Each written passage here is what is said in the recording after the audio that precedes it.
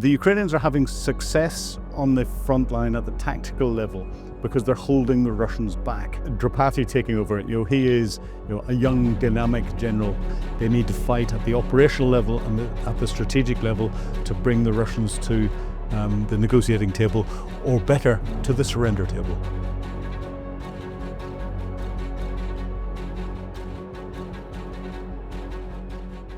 He is a young, dynamic general.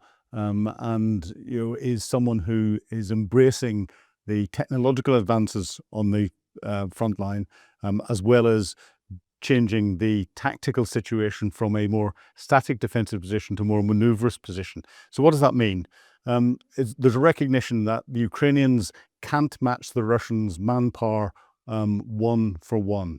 And therefore we're going to see an increase in the use of unmanned ground vehicles, and the drones that are having such an impact in dominating across the whole of the front line. And this is something that I think General Drapatyi is going to emphasize even more.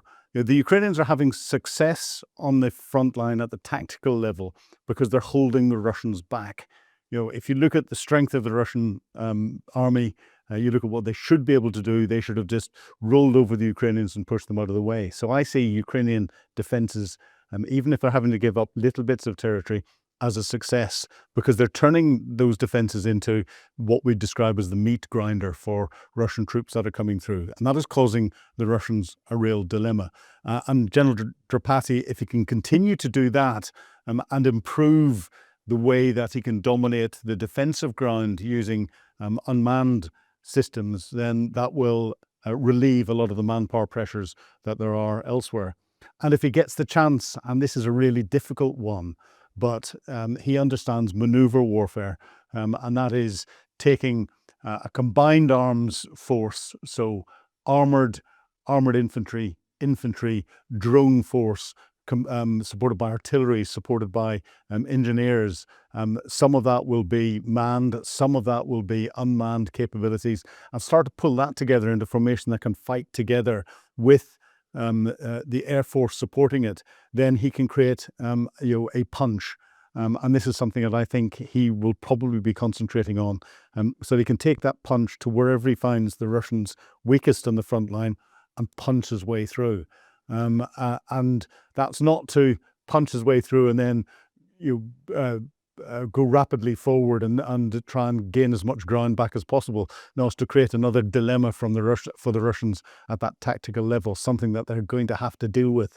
And if he can take that punch and punch in different places at different times, that will dissipate Russia's ability to concentrate its own forces, and will continue to weaken what the Russians are doing at that straight tactical frontline level.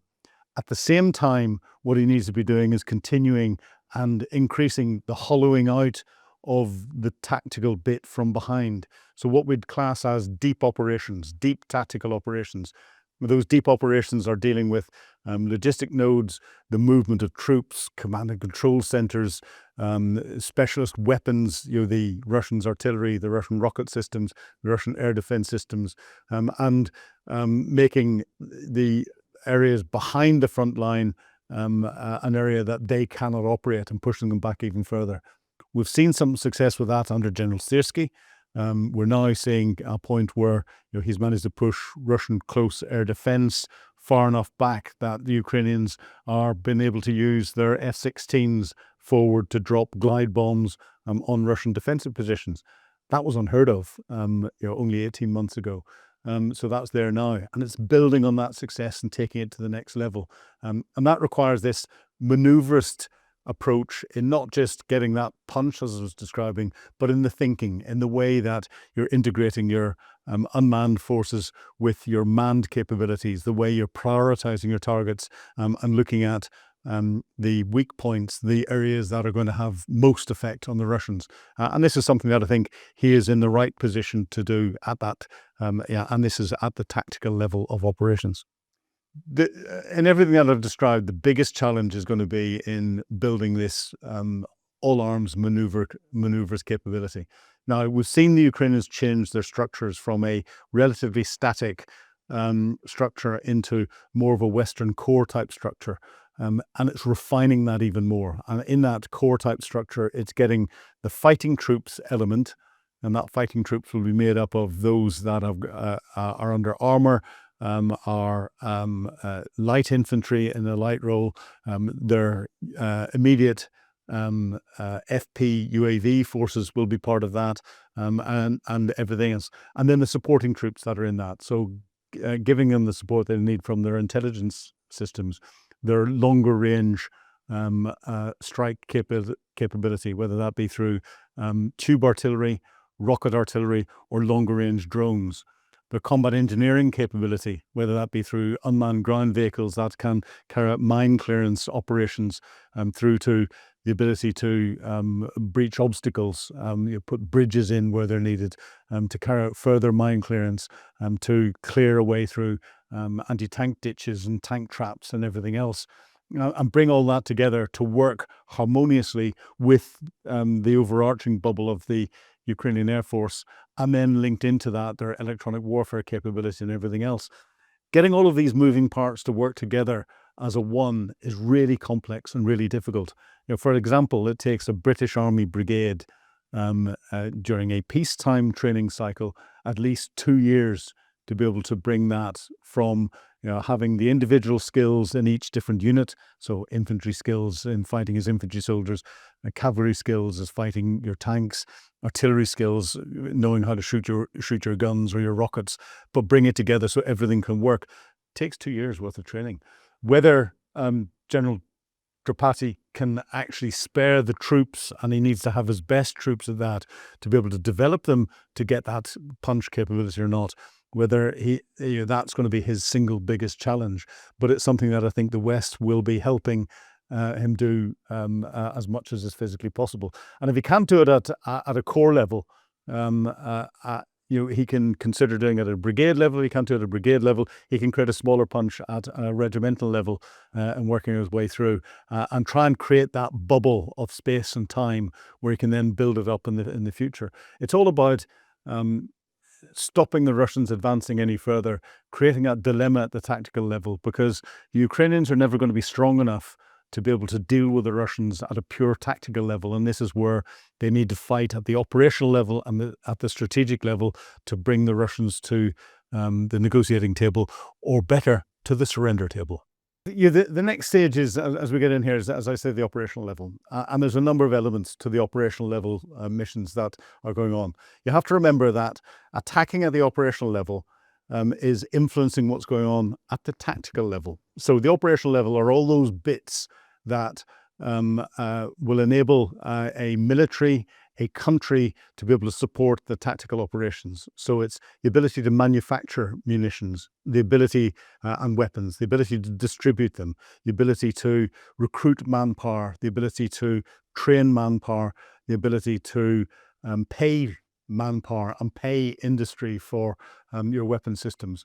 And then there are other areas that are, from a geographic perspective, they are what are considered as vital ground to the enemy, and you want to be able to try and dominate that vital ground and stop the enemy from using it.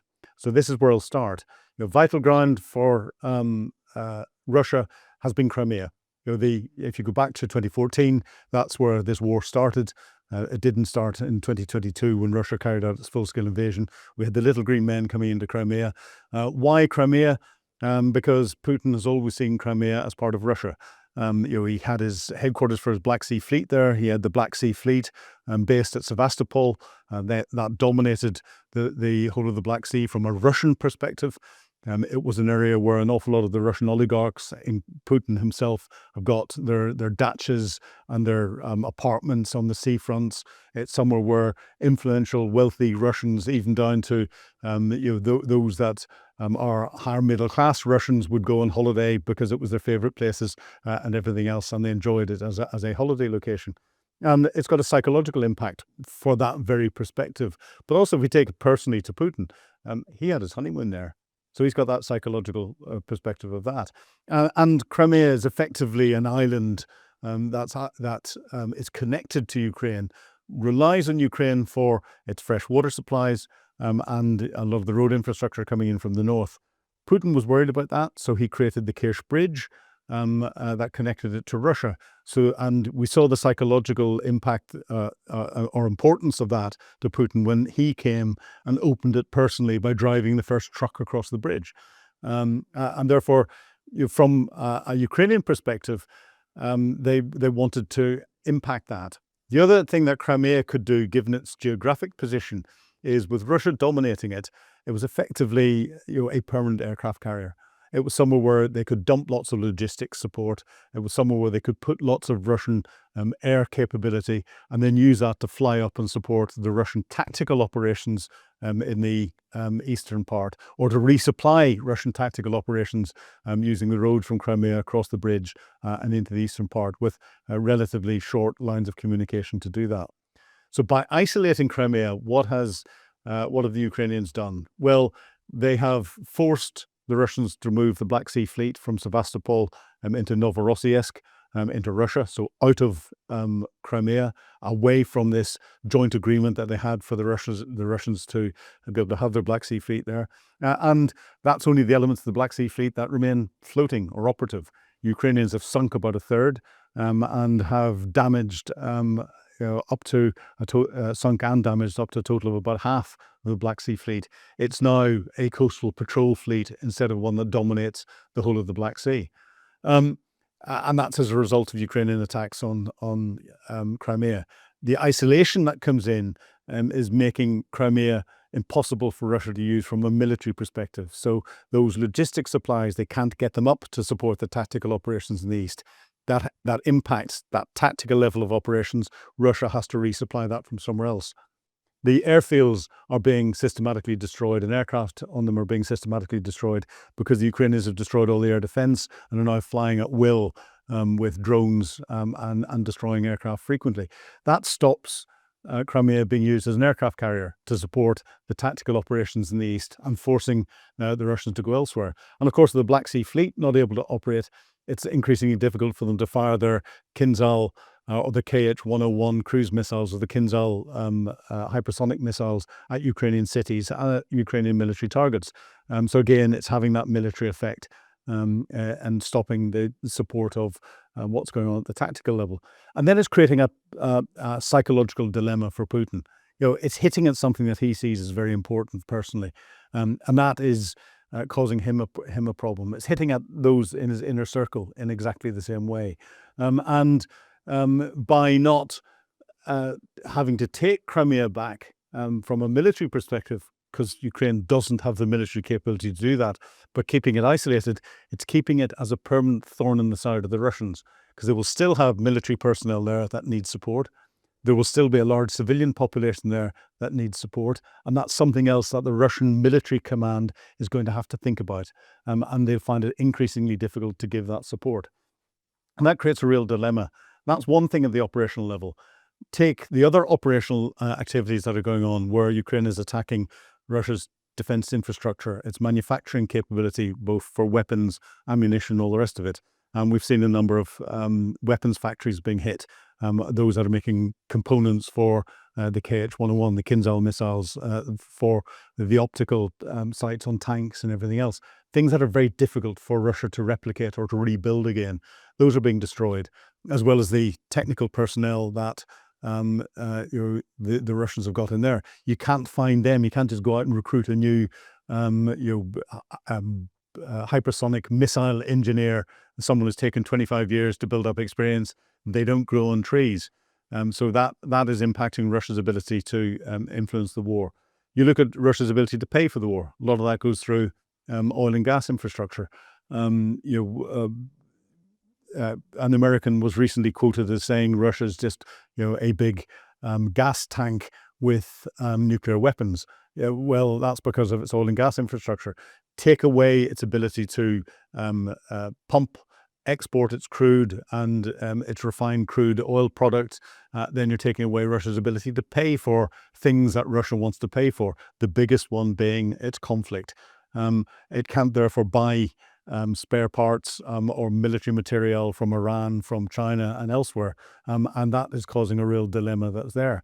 then take away its ability to carry out distribution of military capability. And this is where the the Russians use the wild breeze distribution hubs to distribute a lot of military material, not just to the front line, but to a lot of the little factories that are building FPV UAVs for the Russians to attack the Ukrainians with, for uniform and body armor and helmets and small bits of military material to go forward to Russian recruits and Russian troops and all the rest of it. That doesn't exist anymore. And those logistic lines that are there, Wild Breeze had a logistic network across the whole of Russia, where they had trucks where they could move stuff. The Russian military was using that as much as it was being used for civilian purposes. It's not there anymore. They're going to have to replicate that. That makes an even bigger headache of getting stuff that Russia needs to get to the front line to support those tactical operations. And then we get into further psychological operations that go in. You're using audacious attacks like Operation Spider's Web, where drones took off from the top of civilian trucks and attacked into strategic bomber sites. Those strategic bomber sites were firing cruise missiles into Ukraine on a nightly basis. It's showing the Russians that any airfield, wherever it is in Russia, can be attacked. That causes a real military dilemma. We're seeing generals being assassinated in Moscow. That means that generals who think they're safe in Moscow coming out of their apartment, who are influencing different parts of the war, are now really concerned. They're not sure whether they get into their car and they turn the key in the car, it's going to go boom or not. That has a psychological impact when it comes to their military decision making. Put all of these things together at this operational level, and that's where it's creating an even bigger dilemma for Russia to support its tactical level operations. As Ukraine keeps Russia at a standstill tactically, it's hollowing out things from behind in that deep area from a tactical level, just behind the front line, but also hollowing it out at an even further deep area, the ability to continue to sustain the tactical operations. And at the end of the day, something is going to break. Drapatyi, he's commanding the armed forces. The armed forces are part of the overall strategic operation that's going on. We have to recognize that war is not an activity by itself. It is not a military activity. War is diplomacy by other means. And therefore, the strategic level is where the war is eventually going to finish, either by the surrender of one side or the other, or setting conditions for strategic negotiations. And therefore, General Drapatyi, carrying out military activities to continue to send a strategic message. So where do I come from in there?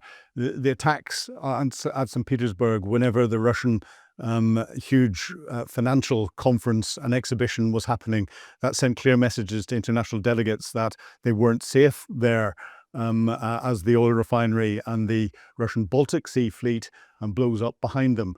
They will remember those pictures. And therefore, whenever it comes to countries investing in Russia, they'll go, hang on, how can you keep our investments safe? You can't guarantee that, and therefore we're not going to invest. And we've seen that in recent negotiations from Vladimir Putin with some of his international team. One of the biggest ones was Vladimir Putin took a very strong team into China to try and get the Trans-Siberian 2 gas pipeline built by the Chinese to get Russian gas into China. Xi Jinping turned around and said he's very, very happy to accept Russian gas. He's got no problems with that whatsoever. But he's not going to build it. The Russians can build it. And that was a failure strategically, because Xi Jinping knew that Vladimir Putin couldn't guarantee any investment that Xi Jinping had put into Chinese labor and Chinese money going in and building this gas pipeline, because the Ukrainians could blow it up at any time. So that is sending a strategic message. Again, a strategic message from a military perspective as Commander-in-Chief. It's building that relationship up that Ukraine has already got with the United States, with the UK, with NATO, with the EU, and more widely internationally. Ukraine is now recognized as a center of excellence when it comes to certain parts of warfare, drone warfare, counter-drone warfare. And we've seen that being exported it's now, the Germans have said that they are going to, they've got Ukrainian trainers coming in to explain how they develop the Bundeswehr and their military into the future. The UK is looking at Ukraine to do that. The Americans want to, there's some political pressure to stop it. But we also saw President Zelensky offer his military capabilities out into Middle East countries to deal with the threat that's coming in from Iran. All of that is military activity that is supporting the diplomatic activity to set the conditions for diplomacy to fit in and force Vladimir Putin to the negotiating table or force Vladimir Putin to withdraw completely. This is where General Drapatyi can keep that pressure up and build on that, build in those relationships, because that's very, very important. And that's where, at the end of the day, the war is only going to finish whenever both sides sit down, talk, come up with an agreement and sign that agreement. And it's an agreement that can be sustained, because we know what Vladimir Putin's like when it comes to sticking with agreements.